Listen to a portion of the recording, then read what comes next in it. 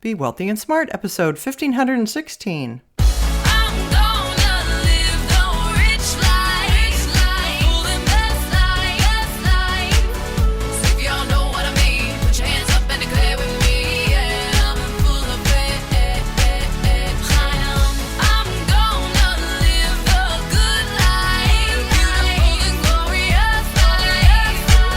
Step into a world of wealth and financial freedom without budgets, boredom, or bosses on Be Wealthy and Smart.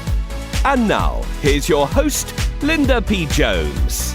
Welcome to Be Wealthy and Smart. I'm Linda P. Jones, America's Wealth Mentor, empowering women and men worldwide to financial freedom. On today's show, we're going to talk about the strong jobs report buoying the market.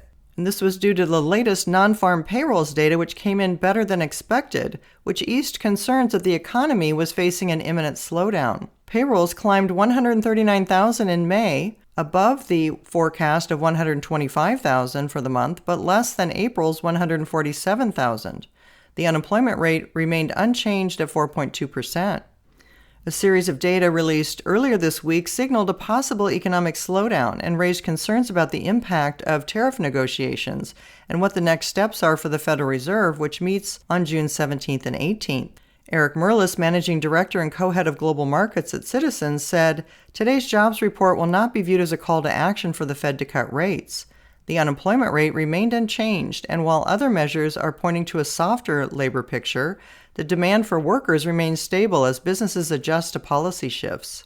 Yesterday, the Labor Department reported that unemployment claims for last week came in higher than expected, and first-time filings for the period were 247,000 compared to the consensus estimate of 236,000.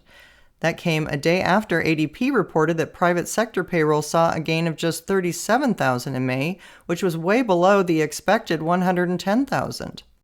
The U.S. services sector also weakened unexpectedly last month, as data from the ISM Services Index fell to 49.9%. That reading missed the 52.1% forecast and was just below the threshold between expansion and contraction, meaning anything under 50% is considered a contracting economy. So at 49.9%, we are just slightly in that zone. In response to all this, the S&P 500 was up 1%, the Dow was up 1%, and the NASDAQ rallied 1.2%. Now for the Fed meeting on the 17th of June, for them to take action to lower interest rates, it would now require lower inflation data for them to have a window there. But inflation is currently 2.4%. The Fed has a 2% target.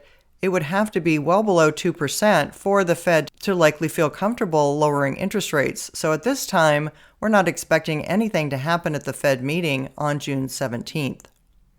If you haven't yet subscribed to Be Wealthy and Smart, hit the subscribe button and you'll be notified as soon as new podcasts are available. And all of my podcasts are on my website at lindapjones.com/podcasts. And while you're there, sign up for my weekly newsletter for more wealth tips for your financial freedom.